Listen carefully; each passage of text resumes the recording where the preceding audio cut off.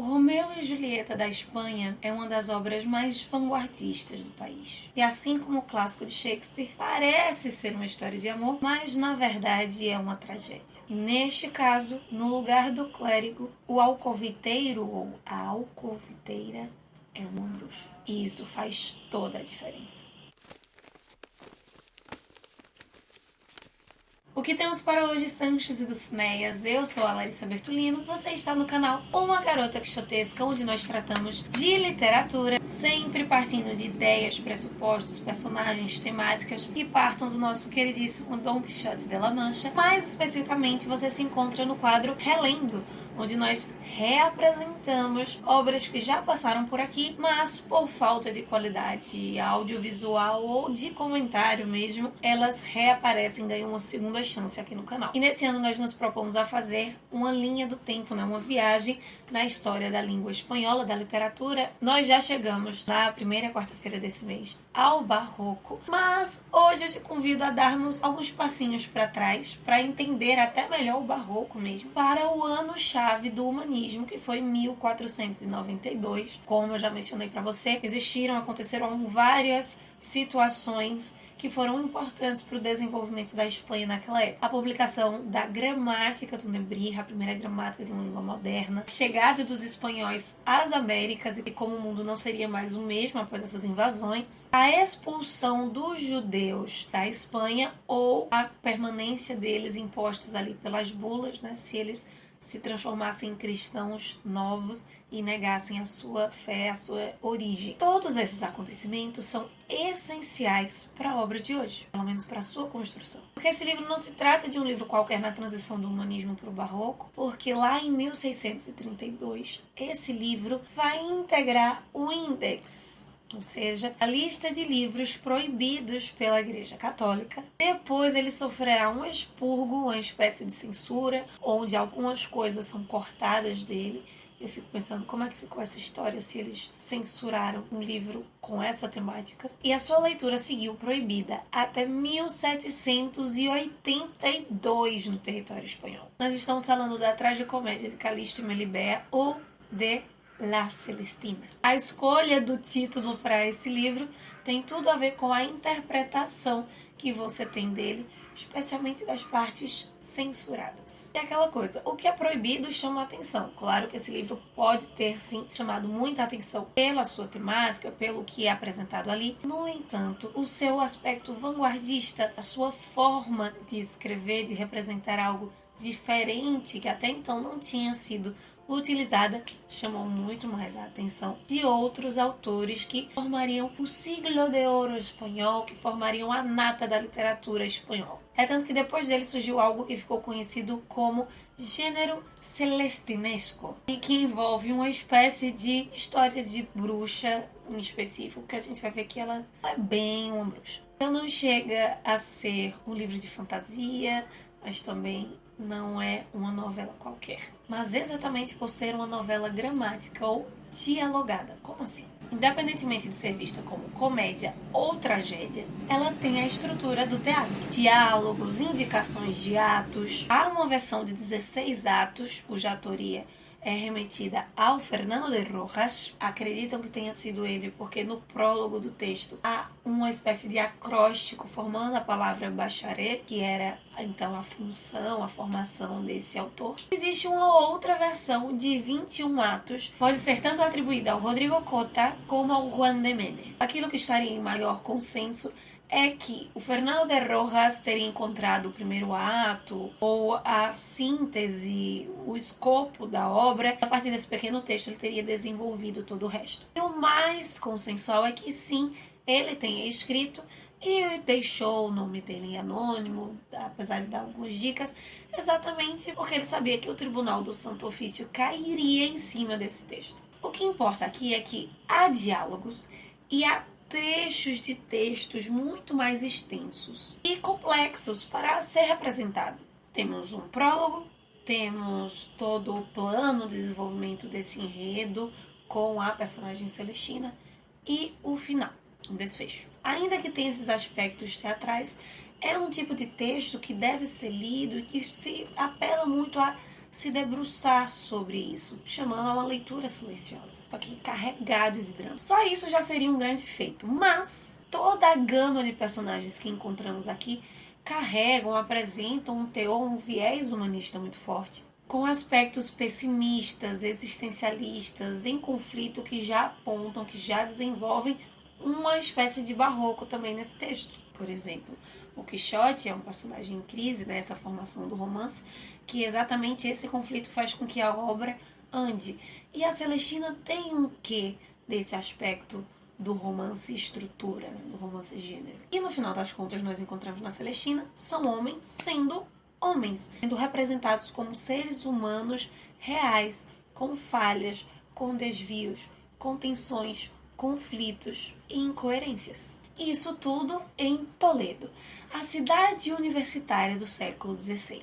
Uma cidade grande, onde era muito fácil encontrar meios de saciar os seus desejos, viver o carpe diem no máximo hedonista possível e encontrar os desvios no caminho. Será em Toledo, então, nesta obra que nos depararemos com Calisto, um jovem de 23 anos que está ali atrás de um pássaro e acaba entrando num jardim para tentar capturar o animal e se depara então com a jovem de 20 anos, Melibea, e automaticamente ele fica perdidamente apaixonado por ela. Só que a Melibea o rejeita sem nem pestanejar. Ele então começa a falar ali, compartilhar o seu amor com seus servos, com outras pessoas, e ele pinta essa mulher, ele descreve essa mulher de uma forma totalmente idealizada, perfeita, representando bastante o amor cortês que nós vimos foi muito presente nas obras anteriores a Celestina. Mas lembrando que essa obra não se situa mais nesse período. E o Calisto então vai encontrar o Semprônio, um servo seu, e apaixonadamente começará a descrever a Melibea de modo totalmente idealizado.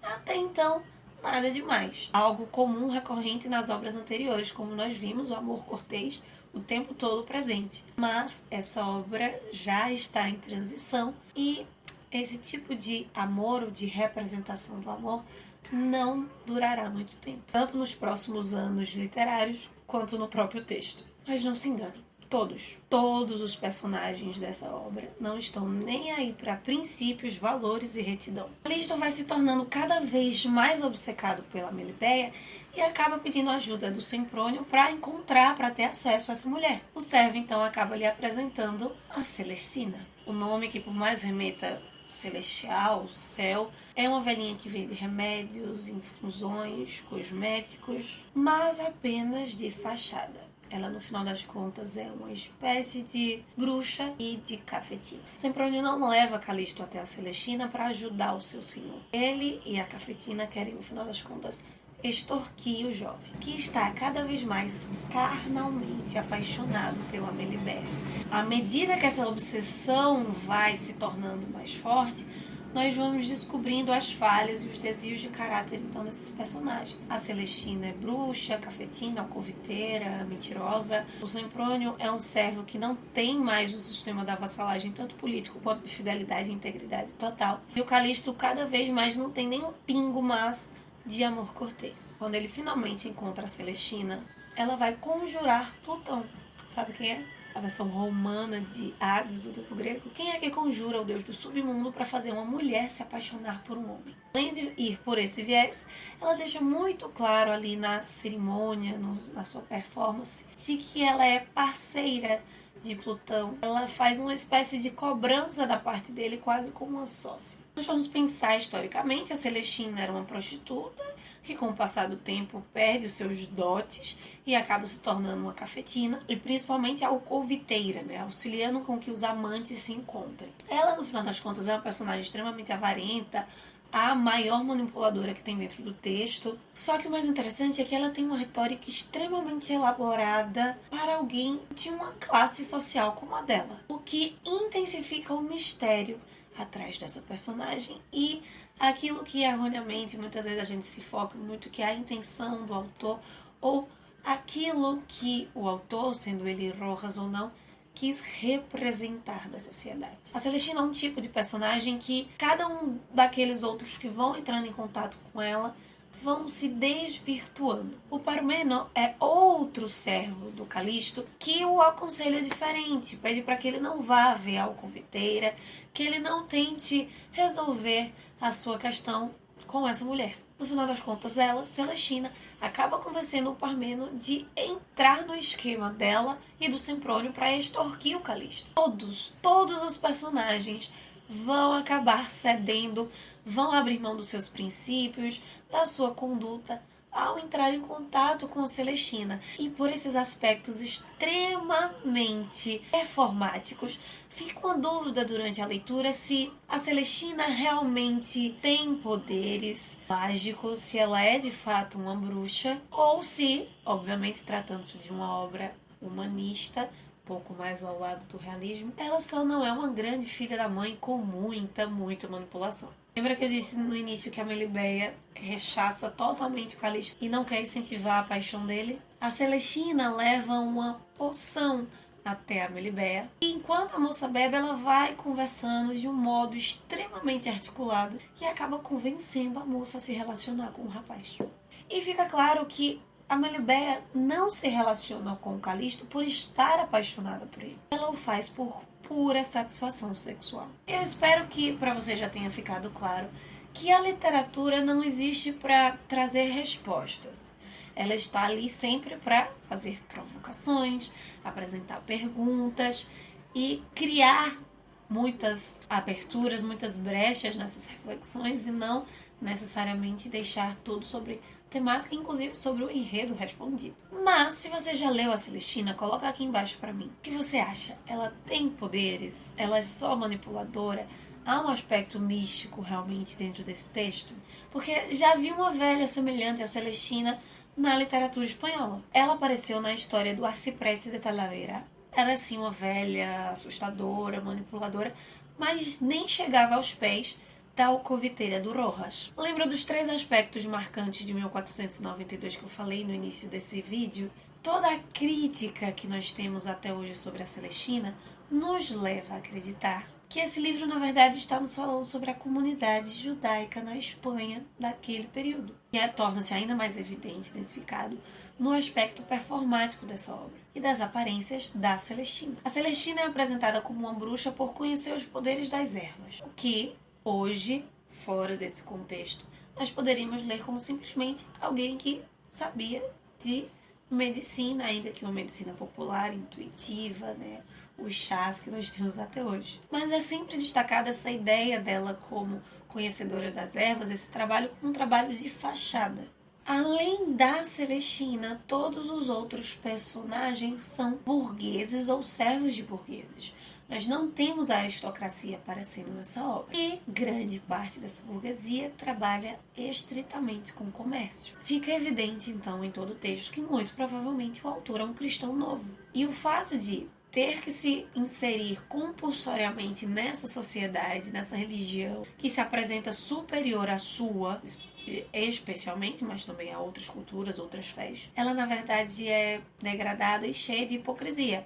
Pelo menos os seus líderes e boa parte dos seus fiéis. Só que ao mesmo tempo, o autor da Celestina, ele não é simplesmente o acusador dos erros dos outros, sem deixar claro também os seus defeitos, ou no caso do seu grupo, apresentando nesse texto simplesmente bonzinhos versus malzinhos. Afinal, estamos tratando de um dos textos mais complexos do período de transição do humanismo para o barroco. Esses e outros aspectos nos dão muito a ideia de que há uma crítica social ao comportamento da sociedade, mas especialmente ao modo como a coroa estava lidando com os judeus. Eu vou tentar então te explicar algumas coisas que me tocaram nessa obra, caminhando para o final, sem te dar spoilers sobre o desfecho dela. Mas lembra que é uma tragédia, como eu falei, comparando com Romeu e Julieta. Você já entendeu que o casal, que nesse caso aqui não sente um amor cortês, um amor idealizado, eles morrem, né? Então eu não vou te dizer como isso acontece, as maneiras escolhidas ou não para cada um desses desfechos. Mas uma coisa você pode ter certeza, é bem diferente do casal do Verona. Mas é algo extremamente importante, o modo e as formas como eles morrem, cada um. Então, quando você for ler a Celestina, presta atenção nesses acontecimentos que vão levando ao fim trágico de cada um, do Calisto e da Melibeia. Então, sabendo que eles morrem, tendo já a certeza por ser uma tragédia. Quando o pai da Melibea a encontra morta, ele não lamenta a morte da filha, a perda da juventude, mas o fato de jovens imaturos destruírem a boa vida que os seus pais dão um duro danado para lhes dar de bandeja. Mesmo assim, a forma como esse discurso é escrito deixa em aberto, mais uma questão em aberto para o leitor, se ele chora a precoce morte da filha, o fato dela provavelmente ter feito isso porque perdeu a sua pureza com alguém antes do casamento, ou se ele está lamentando a perda do dote de todo o investimento financeiro que ele teve com essa filha mulher. E eu tendo, na minha leitura atual, principalmente após esse relendo, de concordar mais com esse terceiro ponto. Uma das coisas que me ajuda a chegar nisso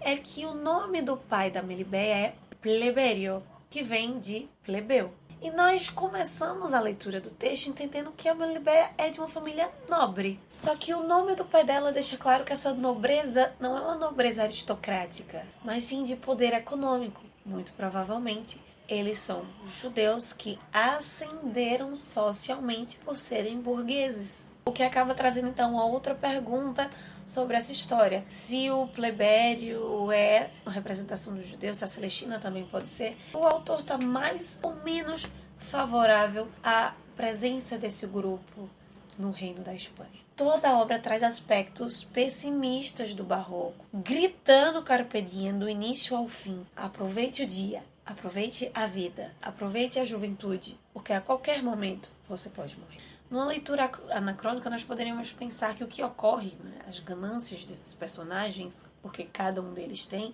seja a Melibea pelo amor carnal, seja os empregados pela extorsão do dinheiro, nós poderíamos, anacronicamente, pensar em cada um desses desfechos, né, de como essas ganâncias se desenvolvem, por uma leitura de luta de classes, ou pela busca da sobrevivência, mas uma leitura sincrônica de um humanismo que caminha para um barroco. Celestina mostra como no conflito existencialista ele advém, ele nasce dessa vontade do homem de querer saciar os seus desejos, as suas ganâncias, sem seguir padrões, sem seguir princípios, sem ter virtude. Deixar a natureza humana silenciar a divina. Se o título inicial dessa obra era La Tragicomédia de Calixto e Melibea, e a tragédia fica bem clara nessa obra, eu te desafio então a encontrar a comédia. Qual seria a parte positiva, o desfecho positivo desse texto? A minha visão é que a sátira seja a parte comédia, seja o fim.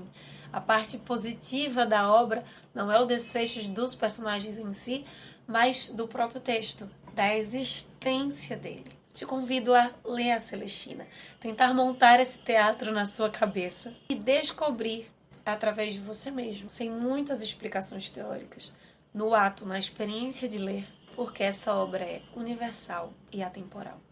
Então é isso, meus queridos cavaleiros andantes. Este é o nosso segundo comentário sobre a Celestina. Quando eu escrevi esse roteiro, eu estava muito satisfeita com o que eu tinha produzido. E agora, terminando a gravação, eu penso que eu posso não estar gostando muito do caminho, da conclusão que levou, mas de um sentimento talvez de insegurança, porque realmente essa obra, o valor dela, o impacto dela, muitas vezes não tem como ser dimensionado. E sempre parece que falta algo, que poderia ter se mencionado algo, poderia ter falado isso. Por isso que o convite que eu deixo para você, leia, aproveite, experimente, descubra por você mesmo as imagens incríveis que esse texto tem, que esse texto apresenta. E, quem sabe, daqui a alguns anos releia de novo e faça novas descobertas. Se você já leu, se você já se impactou também com a Celestina, me conta aqui embaixo por quê, quais foram as suas impressões. Se você acha também que esse texto ele é sensacional e por quê, qual seria o motivo por trás disso. Nos encontramos sexta-feira para continuar falando sobre literatura e na próxima segunda para encerrar a nossa leitura de La Mujer Habitada. Enquanto isso, que possamos sair da biblioteca e ver muito além dos manhos de vento. Vale!